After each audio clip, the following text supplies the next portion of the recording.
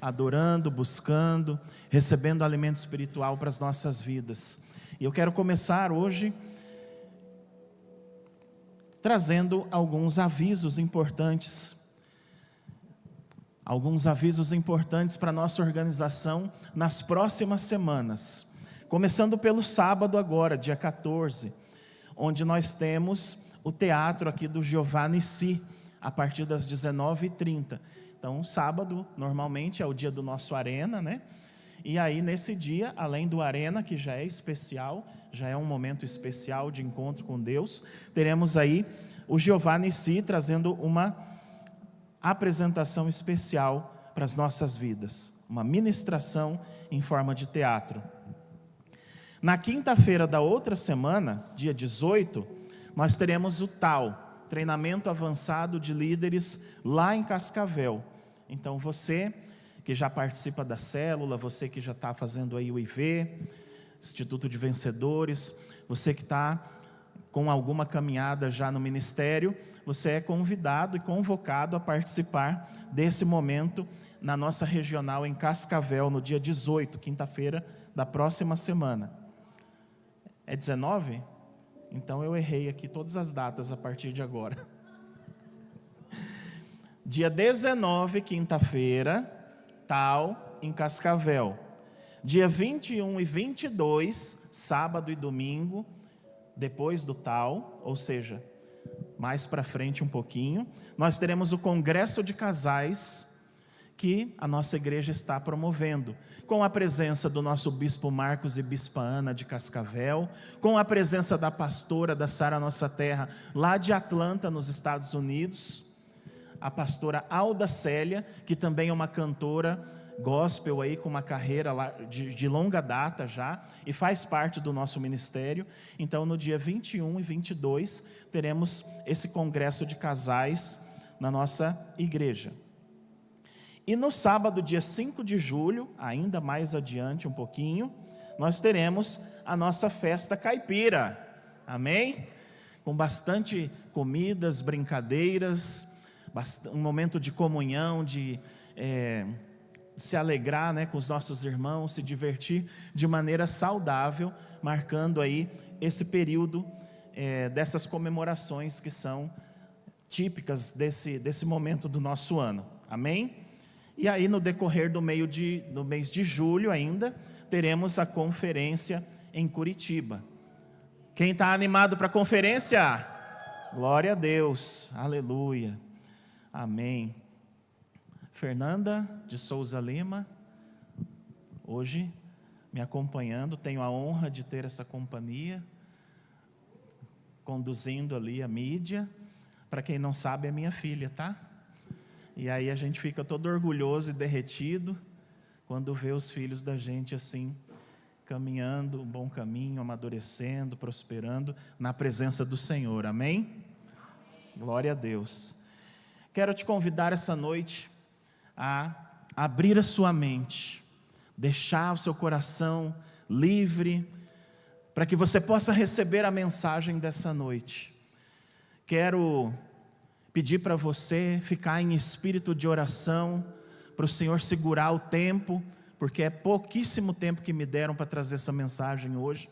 Eu não sei como que eles acreditam que 25 minutos dá para a gente fazer alguma coisa. 25 minutos eu já passei aqui, não cheguei nem na introdução ainda, né, Vanessa? A Vanessa já está me olhando ali, ó. Deixa Deus te usar, né? E deixa Deus parar o relógio também, em nome de Jesus, Senhor. Segura esse tempo aí, cronológico, deixa a gente aqui nesse momento de intimidade na presença do Senhor, amém? O tema dessa noite é justamente sobre isso, pensamento, o que é a mente. Dentro dessa campanha que nós estamos vivendo no mês de junho, sinais de Deus para a sua vida, como que a nossa mente pode interferir nos sinais que Deus manifesta nas nossas vidas.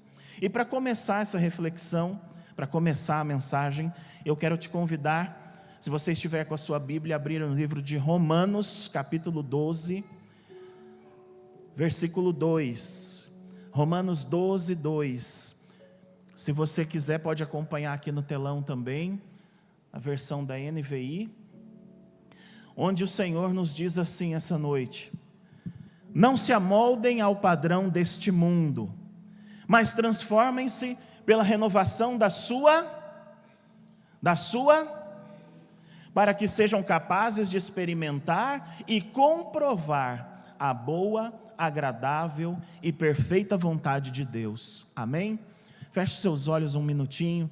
Senhor, nessa noite, nós nos colocamos na Tua presença, Pai, para que a Tua palavra venha edificar a nossa mente, o nosso coração, para que a Tua palavra, Senhor, venha penetrar na divisão da alma e do espírito, Senhor Jesus, porque a Tua palavra é eficaz para transformar as nossas vidas e trazer a mudança, trazer, Senhor Jesus, a transformação que nós tanto buscamos e tanto precisamos nesse tempo, para a honra e glória do Teu nome. Amém. O que é a mente, então? Eu tive a oportunidade na minha vida de viver algumas experiências assim bastante diferentes. Fiz magistério no 2º grau e daí, não satisfeito, fui fazer ciência da computação na faculdade, que era uma coisa totalmente, interligada uma com a outra. Magistério, ser professor de criança, aí fui fazer ciência da computação, que era uma coisa assim que não estava nem perto do universo que eu tinha feito o 2º grau. E aí lá na ciência da computação, eu aprendi uma coisa interessante. O computador, ele tem um negócio chamado hardware e tem um negócio chamado software. Trazendo para o nosso organismo, seria como se fosse assim: o nosso cérebro é o quê?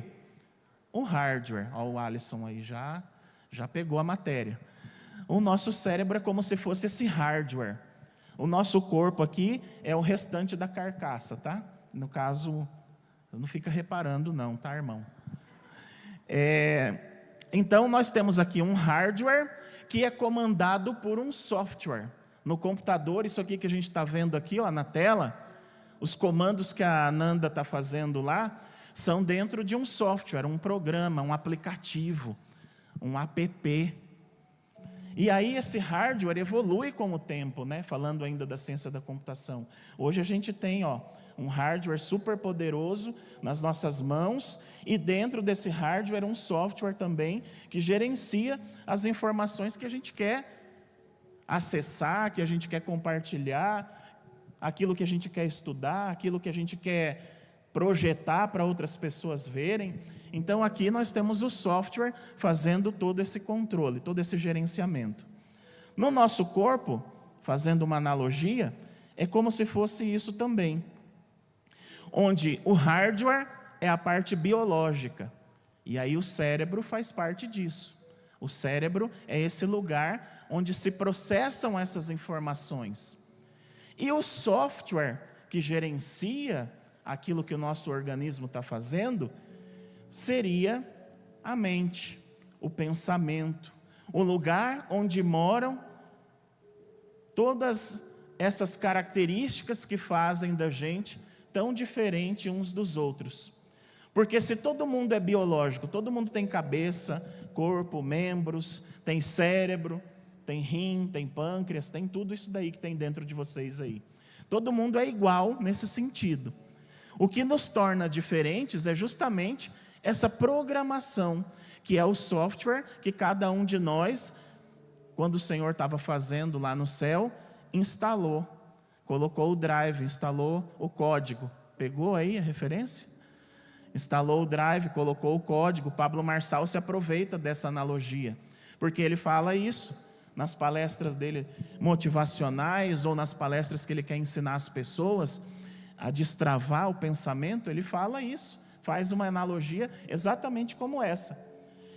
Então aqui nós começamos com o livro de Romanos nos dizendo o seguinte: não se amoldem ao padrão deste mundo.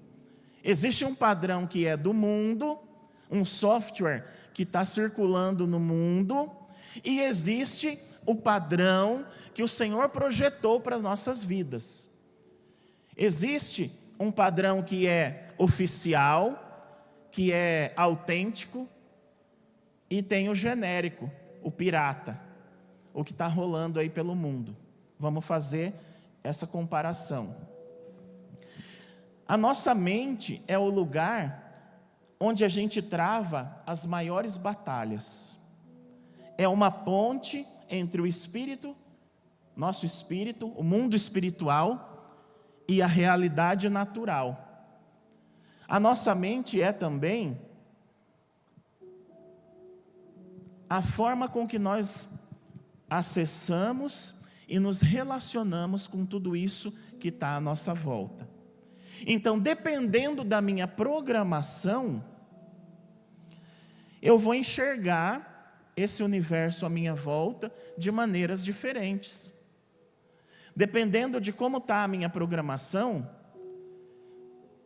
eu vou conseguir acessar patamares que o Senhor preparou para a minha vida, ou eu vou ficar preso nessa condição que é a que está disseminada pelo mundo. Porque daí o software pirata vai penetrando cada vez mais. Os vírus vão penetrando cada vez mais. E daqui a pouco o nosso sistema está todo corrompido, porque ficou muito contaminado do que era do mundo e perdeu aquela originalidade para a qual ela foi preparada. Em Provérbios 23, versículo 7, acompanha aí, Nanda. Nós temos a seguinte frase, Provérbios 23, 7. No meu está um pouquinho diferente aqui, está escrito: porque como imaginou no seu coração, assim ele é. Aquilo, como a mente é a sede desse processamento daquilo que está à nossa volta, a forma, isso aí, como imagina em sua alma, assim ele é. A forma com que nós pensamos, a forma com que nós enxergamos, a forma com que nós processamos os estímulos do mundo, fazem a nossa realidade, a nossa vida se transformar naquilo que a gente está mentalmente projetando. Aquilo que você acredita no seu interior determina completamente o seu exterior. E aí nós temos algumas pessoas que tendem a enxergar o mundo de uma maneira bem pessimista. Você já conhece alguém assim? Conhece pessoas que na segunda-feira você chega no trabalho todo feliz, animado, porque é segunda e a pessoa está para baixo, arrastada. Como se aquilo fosse um peso, como se aquilo fosse um sacrifício, como se aquilo fosse a pior coisa do mundo. Aquela pessoa que enxerga o copo sempre meio vazio, ao invés de meio cheio. Você tem uma meta, alguma coisa, você tem uma expectativa, e a pessoa sempre coloca para baixo, sempre coloca como impossível, como não vai realizar, ou seja, a maneira, a lente pela qual ela enxerga o mundo à sua volta, está determinando a realidade de vida que ela tem. Então tudo é muito difícil. Eu não vou empreender não, porque empreender dá muito trabalho. Eu não vou correr atrás não, porque correr atrás dá muito trabalho. Eu não vou tentar fazer esse vestibular não, porque eu já não vou passar mesmo. Eu não vou tentar me candidatar àquela vaga de emprego, porque já tem outras pessoas melhores do que eu, nem adianta eu ir lá. Eu não vou tentar melhorar, eu não vou nem falar para a pastora que eu estou ensaiando as músicas em casa, porque o Ministério de Louvor já tem tantas pessoas boas, duvido que eles vão me aceitar. Dificilmente vão me aceitar, porque já tem outro que canta tão bem, outro que toca teclado malemar, mas está ali, meio gordinho que toca teclado ali, de meia boca, mas já tem o gordinho lá para tocar, eu não vou nem tentar. Ou seja, a pessoa está sempre nivelando por baixo o nível de expectativa. Esse software da pessoa já está corrompido, porque esses tipos de pensamentos ruins vão dominando a vida da pessoa, fazendo com que ela seja sempre puxada para baixo. Ela nunca consegue alcançar patamares maiores. E o pior, às vezes, esse tipo de pessoa somos nós mesmos.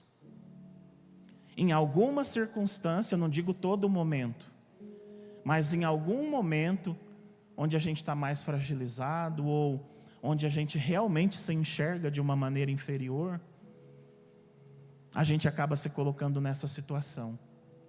Ou acaba proferindo esse tipo de frase, desestimulando uma outra pessoa, sendo o agente, né, de desestimulação ou de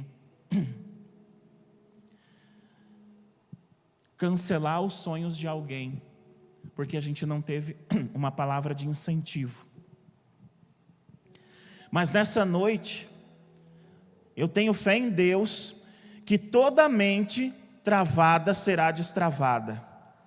Eu tenho fé em Deus que essa mensagem de hoje vai proporcionar ao Senhor trabalhar na nossa mente, no nosso coração, para transformar a maneira que nós temos enxergado o mundo à nossa volta, amém? A nossa mente, ela já é influenciada por 3 fontes principais: o nosso relacionamento com Deus, através do Espírito Santo, que vem e nos inspira no dia a dia, nas nossas decisões, que nos acompanha nos momentos de oração, que nos ensina a orar ao Senhor, a alcançar o Senhor. Nós também somos influenciados pela nossa própria carne, porque nós temos vontades, nós temos sonhos, nós temos desejos. A gente quer comer uma coisa, a gente tem um paladar, a gente sente mais frio, a gente quer comprar uma roupa, a gente quer comprar, sei lá, um carro melhor, comprar a casa própria, construir a casa própria, celebrar as vitórias. Então nós temos essas ambições que são da nossa própria carne. E a terceira fonte de influência é o mundo espiritual maligno, que está ao derredor de todo mundo. Ninguém está isento disso. Não é porque a gente se converteu e hoje a gente aceita Jesus e professa Jesus e caminha com Ele e fala do Evangelho, que esse mundo maligno ao nosso redor deixou de existir. E ele tenta influenciar a todo momento os caminhos da nossa vida, inclusive os nossos pensamentos. Em 2 Coríntios 11, versículo 3, Paulo diz assim: eu receio que assim como a serpente enganou Eva com astúcia, também a mente de vocês seja corrompida e se desvie da sincera e pura devoção a Cristo.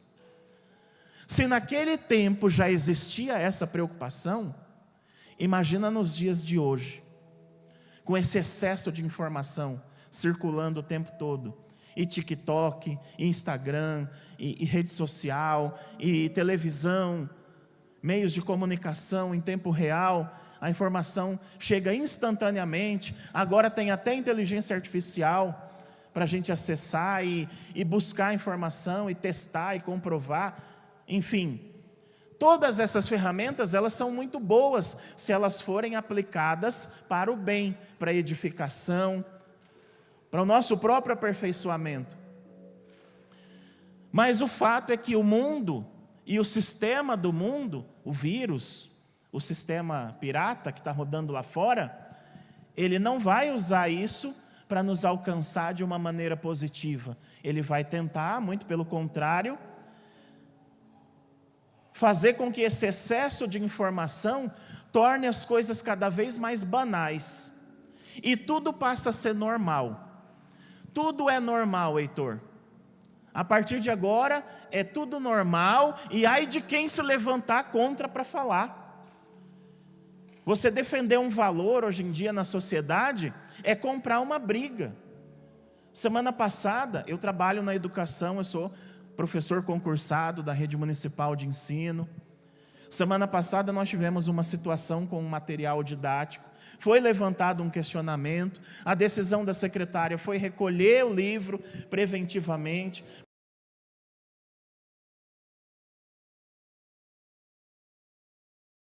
Crianças de 9 anos de idade, do 4º ano. E vocês não sabem a enxurrada que nós recebemos de reclamação, de denúncia, de queixa.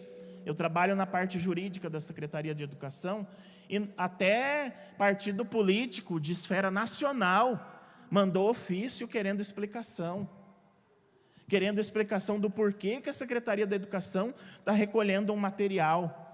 Ou seja, a banalização das coisas chegou a um ponto tal que, se você tentar falar a verdade ou tentar mostrar um valor nessa sociedade atual, o sistema pirata que está rodando lá fora tenta te tragar, tenta te destruir, tenta acabar com você, te colocando contra a parede. Porque essas filosofias, elas surgem, esses pensamentos. Abaixa um pouquinho o fundo, Nanda. Essas filosofias humanas, elas surgem justamente para desvirtuar e anular a nossa fé. Ela vem justamente para trazer aquilo que é anormal e colocar numa esfera de normalidade. Isso aconteceu dentro da igreja, num primeiro momento, com as imagens, com as coisas. Eu falei sobre isso no domingo que eu ministrei aqui. A contaminação começou dentro da igreja, depois ela migrou para outros meios de produção cultural, e hoje ela está aí nos filmes, nas novelas, na mídia, na rede social, no jornal, que era talvez o último ponto de referência, o último ponto de credibilidade que a gente poderia ter. Ligar a televisão, assistir um jornal e imaginar que o jornalista está só repassando uma notícia ali, para você, Nívia, tomar a sua própria conclusão, entendeu? Eu acesso um fato, e aí dentro dos meus valores e convicções, eu vou formar a minha opinião. Só que agora o jornalismo já não está mais prestando esse serviço, Adriana. O jornalismo, ele te dá o fato e já te dá a conclusão também, para te fazer pensar que aquilo que eles estão mostrando é a realidade. Tamanha a desvirtuação do mundo, que em alguns momentos, eu que sou um trabalhador da educação, chego a pensar aonde a gente vai parar com tudo isso. E é por isso que Paulo insiste tanto na renovação da nossa mente. Quando ele fala lá em Romanos, que foi a primeira passagem que nós vimos, renovar a nossa mente é o quê? Limpar o nosso sistema, fazer com que ele permaneça livre, isento desses vírus, desse sistema pirata que está rodando lá fora, para que o nosso software original, que é essa mentalidade cristã, possa fazer a diferença na nossa vida. E fazendo a diferença na nossa vida, possa fazer a diferença nessa sociedade que a gente está vivendo hoje.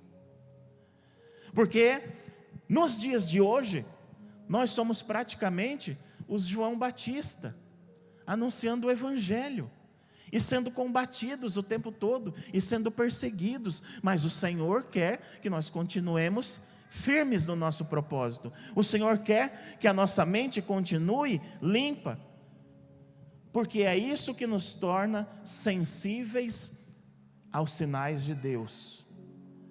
É essa mente limpa, é essa mente preservada, é essa mente renovada na presença do Senhor, que nos permite interpretar os sinais do mundo à nossa volta. E o Senhor opera até hoje, amém? O Senhor trabalha até hoje. O mundo lá fora não consegue perceber isso, porque a mente está cauterizada nesse sistema de enxergar as coisas. Mas nós conseguimos ver, amém? Nós conseguimos estar livres dessa contaminação mental. E conseguimos perceber o agir do Senhor todos os dias nas nossas vidas. Efésios 4, 22, Nanda. Novamente, o apóstolo nos alertando aqui.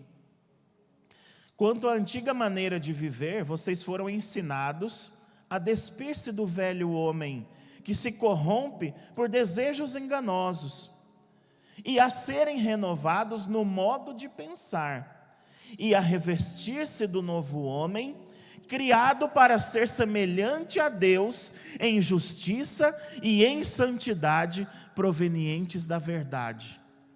Então, aquilo que o Senhor tem para as nossas vidas não está na vitrine do mundo, não está no TikTok, não está na notícia manipulada da televisão. Aquilo que o Senhor tem para as nossas vidas é essa mente renovada, que faz a gente ter um pensamento semelhante ao de Deus, e faz com que essa justiça e essa santidade sejam a verdade nas nossas vidas. Amém?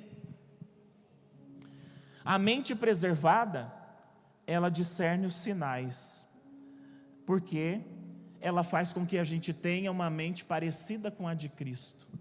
Agora à tarde eu estava ouvindo um podcast. Tem um autor muito famoso chamado Augusto Cury, que ele escrevia livros de psicologia, autoajuda, circulava nesse cenário. E ele se dizia o maior ateu que ele mesmo já conheceu. Até que um dia, num determinado momento dessa carreira dele como psicólogo, psicanalista e escritor, ele pensou assim: eu vou estudar esse personagem histórico chamado Jesus, eu vou descobrir qual era a maneira de pensamento dele, e aí eu vou escrever um livro e vou vender a rodo para todo mundo, porque todo mundo vai se interessar, Adriana, em saber a fórmula mágica de como Jesus fazia as coisas. Olha o pensamento do ateu salafrário, pegando aquilo que Jesus já entregou de graça para todos nós e querendo transformar isso num valor comercial. Só que aí, como Deus age de maneiras improváveis, né? E que não aprove ao coração do homem conhecer, enquanto ele estudava a mente de Jesus, ele foi cada vez se quebrantando mais, e se quebrantando, e se quebrantando, e ficando perplexo, diante de um cenário onde toda a sabedoria humana que ele tinha, todas as ferramentas da psicanálise, não era suficiente para explicar uma mente tão maravilhosa, tão generosa. E ele conta que o momento que ele realmente se rendeu e se entregou, foi quando ele estava estudando o Evangelho, e ele chegou no momento ali onde Judas traz os soldados para entregar Jesus.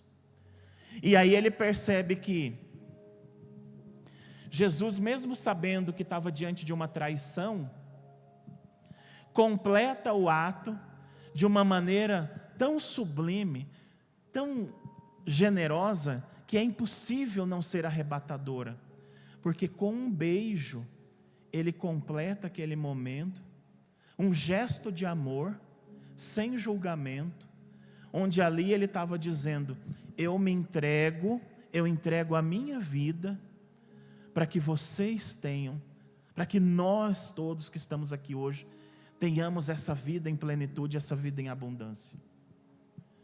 E nesse momento foi que o Augusto Cury então se rendeu completamente, porque ele pensou: como é que alguém reage a um momento de traição tão profunda, com um gesto de tamanho amor, de tamanho desprendimento, de tamanha entrega? Ninguém é capaz de fazer isso, a não ser que essa pessoa em questão fosse o próprio Filho de Deus.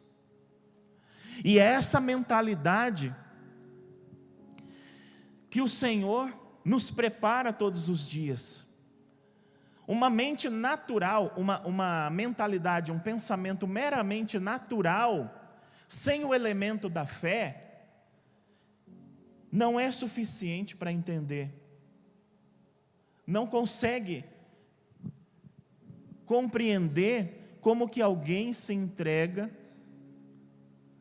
passa por um tamanho sacrifício, num gesto de amor, por alguém que naquele momento da história Jesus nem conhecia ainda. Se ele tivesse feito todo esse sacrifício só por aquela galera que vivia lá na Galileia naquele tempo, a gente ainda poderia pensar alguma coisa, mas aquele sacrifício que ele fez foi tão superlativo, eu não tenho nem palavras para definir, que nos alcança até o dia de hoje. E a criança que vai nascer amanhã já está alcançada por esse gesto de amor que Jesus fez. Aquele que ainda não conheceu Jesus, que está passando lá na calçada agora, correndo atrás dos seus problemas, pensando nas suas limitações, essa pessoa foi alvo do amor de Jesus na cruz. Aquela pessoa que está lá num quarto agora, ajoelhada, chorando, gemendo de dores, sem esperança, essa pessoa foi alvo do sacrifício de Jesus. E eu e você, quando a gente não conhecia Jesus ainda, e cada um aqui sabe de onde foi resgatado, cada um aqui sabe onde teve um encontro com Jesus, aquele sacrifício lá, tantos mil anos atrás, foi suficiente para alcançar a nossa vida nos dias de hoje. Quem não tem o Espírito não aceita as coisas que vêm do Espírito, pois são loucura. Essa pessoa não é capaz de entender, porque aquilo que é do Espírito é discernido de maneira espiritual. Os sinais de Deus para as nossas vidas, eles se manifestam num primeiro momento de maneira espiritual. E é por isso que nós temos que estar preparados com essa mentalidade de Cristo instalada nas nossas vidas, para que a gente possa discernir os sinais. E não só discernir os sinais, mas seguir os sinais também. E não só seguir os sinais, mas alcançar aquilo que os sinais estão apontando para as nossas vidas. Ou seja, eu saio de uma condição hoje de dificuldade e chego no patamar que o Senhor havia preparado para a minha vida, por uma simples decisão, por uma simples aceitação do Senhor em nossas vidas. Você quer receber essa mente de Cristo? Você que está aqui essa noite, eu sei que todos nós vivemos dentro das nossas funções no dia a dia, das nossas responsabilidades. Eu sei que a gente enfrenta dificuldades,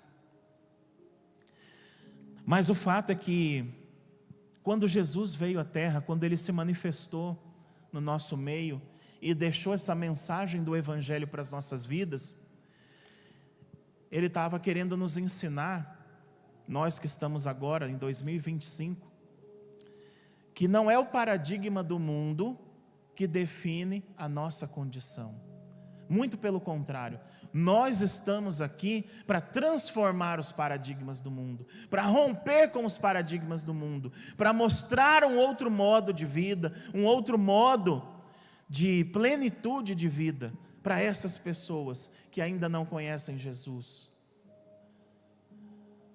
Nós que já aceitamos essa presença nas nossas vidas, nós que já nos rendemos de alguma forma, nós que aceitamos a mentalidade de Cristo para as nossas vidas, temos essa missão e essa responsabilidade de quebrar os paradigmas do mundo. E apenas para fazer uma observação breve, se o louvor quiser subir já, o último ponto.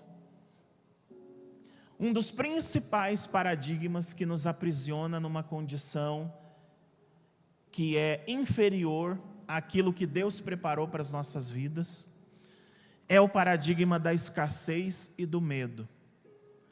E é uma das coisas que vem mais forte combatendo os nossos sentimentos, combatendo o nosso pensamento, quebrando as nossas expectativas. Por quê? O mundo nos ensina, aliás, esse sistema, tenta nos ensinar que tudo é urgente, tudo é necessário, tudo é imediato, tudo é consumo. Transforma às vezes uma vontade numa necessidade. Eu tenho vontade de ter um carro melhor. Eu preciso ter um carro melhor se eu já tenho um carro hoje? Eu não preciso, mas eu tenho vontade. Eu quero acessar outras coisas. Quero ascender, quero melhorar minha condição de vida. Isso é genuíno para todas as pessoas. Mas aí o mundo vem e nos demonstra o seguinte, que a todo momento a gente tem que estar preparado e atento, porque vai faltar,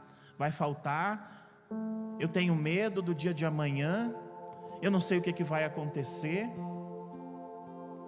E esse paradigma de escassez, esse paradigma de medo, faz com que a nossa mente fique aprisionada numa condição de inferioridade, inclusive na área financeira. Porque aí a gente deixa de viver, deixa de experimentar, deixa de praticar determinadas situações da nossa vida, por esse medo constante de que alguma coisa vai faltar. E essa é uma das principais ferramentas que o inimigo usa para nos afastar da presença do Senhor, ou para deixar de usufruir aquilo que Deus tem preparado nas nossas vidas.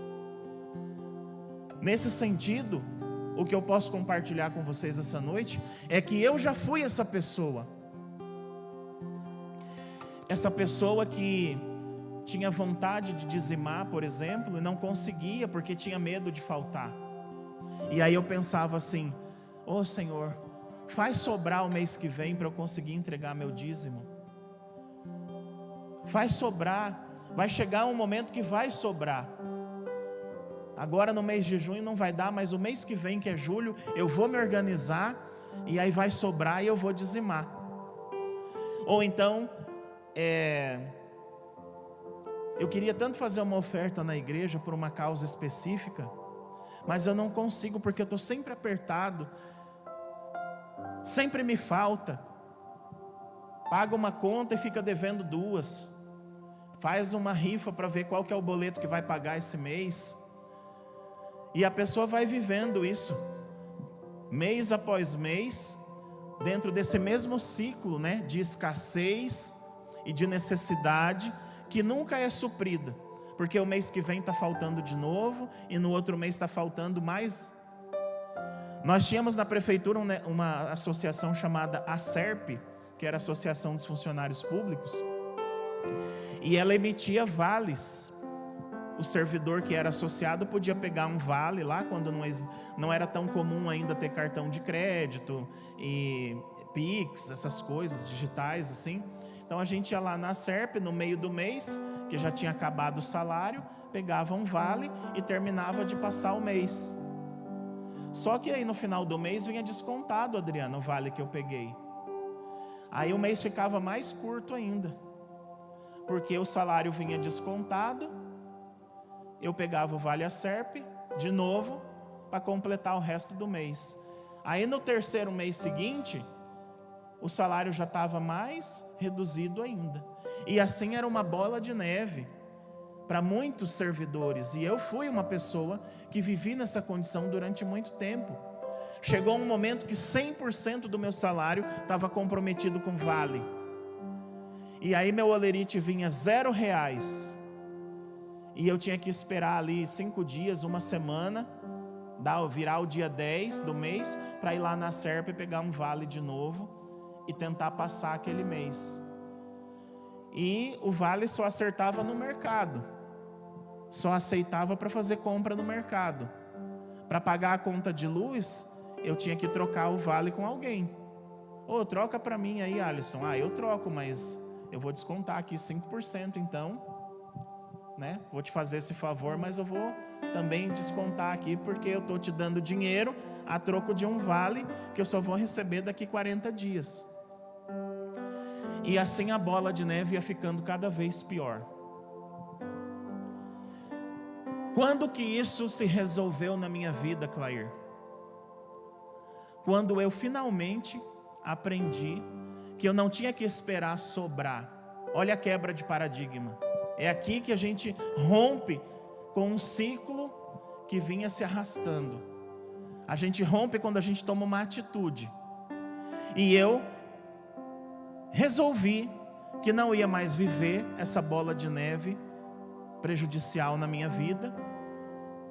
E chegou um dado mês lá que eu falei: eu vou entregar o dízimo primeiro, e seja o que Deus quiser. Copel Segura aí, Jesus, a Copel, segura a fúria da Sanepar, segura a fúria do Mufato, porque vai ter que dar, vai ter que mudar essa história. E para a honra e glória do Senhor, naquele mesmo mês, eu recebi uma doação de uma cesta básica, mas não era uma cesta básica, era um porta-malas básico de um carro. Congregava em outro lugar e alguns irmãos sabiam da nossa história, e chegou lá em casa um porta-mala básico de um carro, que era uma Paraty, ou seja, não era um porta-malas pequeno, né? Era um porta-malas razoável, cheio de mantimentos, suficientes para passar pelo menos uns 2 meses, sem se preocupar. E depois disso, depois dessa decisão, outras tantas experiências o Senhor proporcionou, mas porque daí, aquela promessa ou aquele sinal que aconteceu naquele momento, ele foi sendo testificado com a perseverança ao longo do tempo.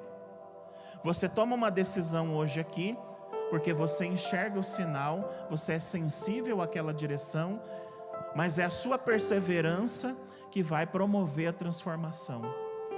E hoje, para a honra e glória do Senhor, nós temos uma vida sustentada, uma vida que não nos falta nada, uma vida que o Senhor proporciona, inclusive, muitos momentos que a gente nem imaginou viver, experimentar, usufruir, proporcionar para os nossos filhos, experiências que naquele momento, com aquela mentalidade de escassez, eu nunca ia alcançar.